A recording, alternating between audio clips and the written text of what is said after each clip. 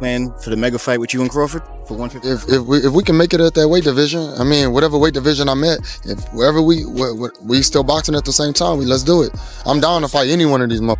I ain't here for the money. I'm here to win. You know what I'm saying? Straight up, the money already here, and I got it already, and it's gonna come. Mo gonna come, but why would I get in the ring over, an injury? Jermall Charlo has officially called out Terence Crawford for a potential clash following Crawford's expected victory over Canelo Alvarez. However, Crawford made it clear that he's not thinking that far ahead. Instead, he emphasized that he prefers to take things one fight at a time, focusing only on the task directly in front of him. Crawford explained that he feels healthy, strong, and mentally sharp, and for now, he's simply looking forward to whatever challenge the sport throws at him next. Do you want to be actively fighting? I don't know. It's not something you think about. You're just going fight by fight. I always take one fight at a time. One fight at a time. I feel great. I'm healthy, and like I said, I'm looking forward to having some fun. Moreover, Terence Crawford stated that if he retired undefeated with a record of 42-0, he would be completely satisfied, knowing that the decision was made collectively with his team. He explained that he has already made history and accomplished every goal he set out to achieve, emphasizing that leaving the sport on his own terms would bring him peace, free from regrets or any sense of unfinished business. If you were to not fight again, you'd be undefeated at 42-0. Would that satisfy you? If that was the decision that I made, my team made, for me to walk away, away from the sport, then of course I'd be, content and happy because that's the decision that I made. I'm not going to make something, that I'm not comfortable with. I had a great career. I've done some tremendous things in the sport of boxing. I made a lot of history. What can I not be proud of if I walked away from the sport right now? I don't have no regrets because everything that I did it my way. So if I was to walk away from the sport right now, I wouldn't have no reason to hold my head. Jose Benavidez Sr., David's father and trainer, revealed that Terence Crawford's coach, Brian Bomac McIntyre, isn't interested in making the fight right now. He explained that their current focus is solely on David's upcoming November 22nd bout in Riyadh, and any future plans will be discussed afterward. Jose emphasized that their goal is to make history by pursuing the biggest and most meaningful fights. And if Crawford's team is genuinely serious about it, they would have no hesitation in accepting to give boxing fans the showdown they've been asking for. If you were at 168, when we think about anybody at 168 outside of Canelo, the first name that comes to anybody's mind is David Benavidez. What about the potential for a fight like that? Oh, like I said, man, that's a big dude. You know what I mean? He ain't even at 168. When you look right, not now. It's at 175. Yeah. He probably can't even make 168 no. But when you look at these fights, especially coming up, you gotta be realistic. You gotta, say, all right, how big is this dude really is? Because David Benavidez, he can fight his ass off. But me personally, I believe in my skills and my ability that I could be in. Jose Benavidez Sr. added that a fight between Terence Crawford and his son wouldn't be an easy one for Crawford, confidently referring to David as the Mexican monster.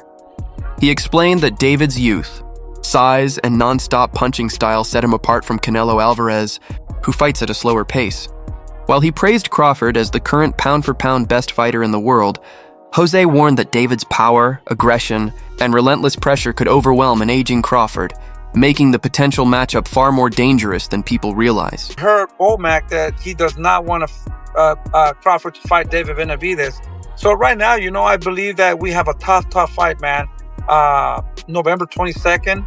I don't want to get ahead of my fight, and we're super focused 100% on getting to Riyadh and making that fight happen and keep proving ourselves and show the people who David is. Let's see what happens after that. Like I said, I will tell you though that it will be easy because we'll be fighting. If everything goes well, we'll take a couple of weeks off and the weight will not be a problem because we will already there kind of.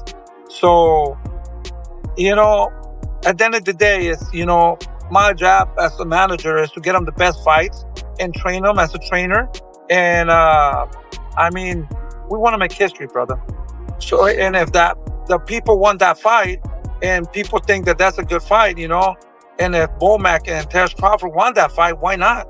We're here to please the fans. Jeff Mayweather said that David Benavidez is the one fighter everyone in boxing tries to avoid, and that reputation only increases his value in the sport. He explained that if the right money is offered, a fight between Benavidez and Crawford could definitely happen. It all depends on whether Crawford truly wants it. Jeff also added that for Canelo Alvarez, the smartest move after a loss would be to go after a rematch to restore his reputation and silence all the critics who are starting to doubt him. What they want, I think David's too big for Terrence Crawford.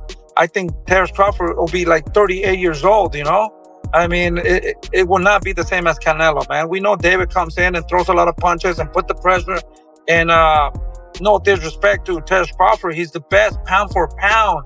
He's in the books to do history. He did something that nobody could do.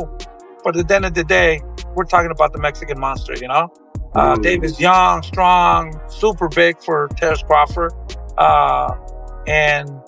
Even Terrence Crawford said that Kavaliauskas or whatever hit harder than Canelo because the power's not there anymore.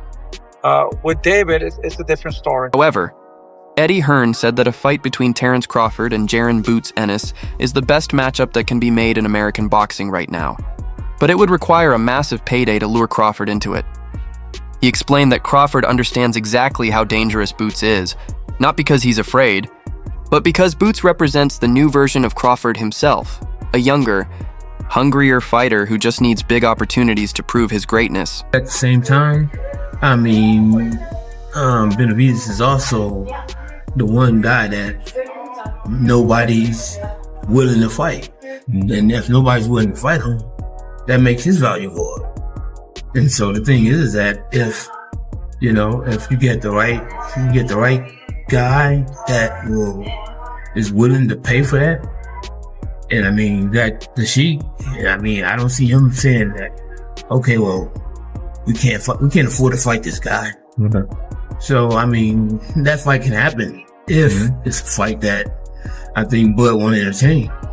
And what if you're Canelo? I think the only thing you could possibly want is that rematch. You get a little bit of that legacy. When asked if he's still interested in fighting Terrence Crawford, Jaron Ennis dismissed the idea, stating that his only focus is his upcoming fight on October 11th. He explained that thinking about anything else could create distractions.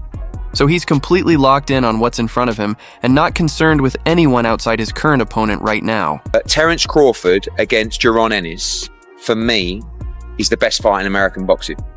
But it needs to be a payday for Crawford that would get him interested, because Crawford knows how good Boots is. And I'm not saying that Crawford thinks he's going to lose to Boots, but he knows that is a real fight.